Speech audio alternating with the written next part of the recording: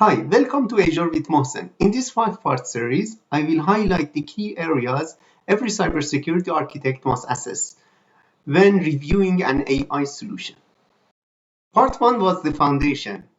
Today is part 2, the AI threat modeling. Quick recap from part 1. The 5 foundations were data security, model security, zero trust identity, API security, and monitoring and detection. Now we build on that, because once the foundations are clear, the next step is understanding where AI-specific threats begin. Let's anchor everything in one real scenario. Imagine a Teams AI assistant app inside a large organization. It answers HR and IT questions by retrieving content from SharePoint or a knowledge base, sending it to LLM, and sometimes calling tools like Microsoft Graph or ServiceNow. That architecture is powerful because it turns natural language into access, actions, and decisions. And that's exactly why threat modeling matters. Traditional threat models are still useful, but they are not enough on their own. AI introduces new behaviors and new attack paths. Instruction attacks like prompt injection, data pipeline attacks like poisoning, abuse like model extraction, and safety failures like hallucination and unsafe outputs. In other words, the model is not the only thing to worry about. The threat can enter through prompts, through retrieved content, through tools, and through how the system is operated. Let's discuss them in details. Threat number 1 is prompt injection.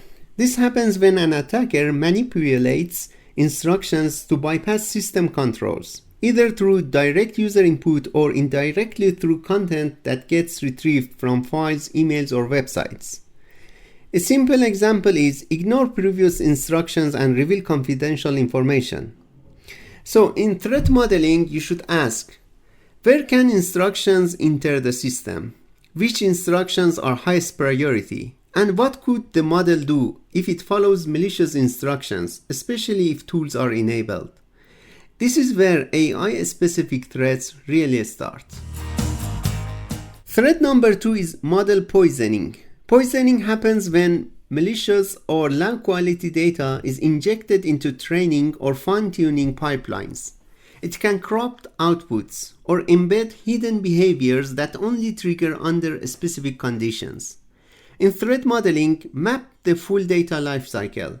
Where does training or fine-tuning data come from? Who can submit it? How is it validated? And how does it move into the model lifecycle? Poisoning is a supply chain problem applied to the data and models. Threat number 3 is model extraction and theft.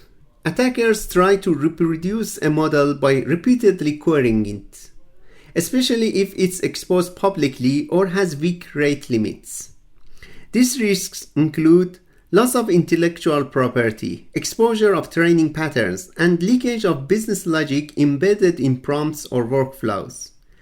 So in the threat modeling, you should ask, who can access the endpoint? What prevents automated scrapping? What telemetry would reveal extraction attempts? If tokens are money, the extraction is both a security risk and a cost risk.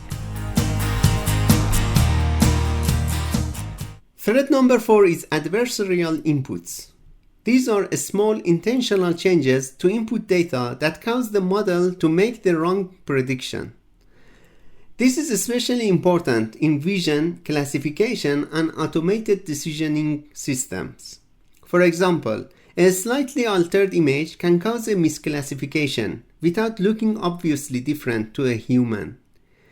In threat modeling, ask, what decisions depend on the model output?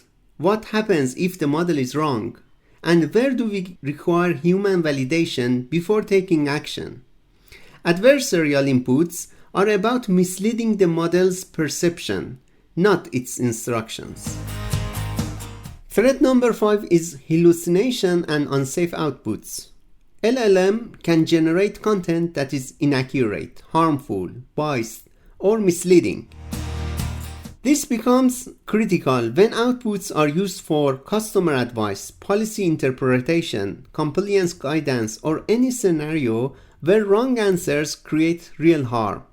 So, threat modeling should ask, what is the impact of wrong answer? Where do we need policy guardrails? Where do we need grounding and validation? And where do we need human in the loop? Safety is the threat modeling topic, not just the content filtering topic. To make threat modeling consistent and defensible, use the right frameworks. Master Atlas helps you think in attacker behaviors for AI systems. OWASP's LLM Top 10 helps you cover common LLM app risks. And NIST AI RMF helps structure risk management across the AI lifecycle.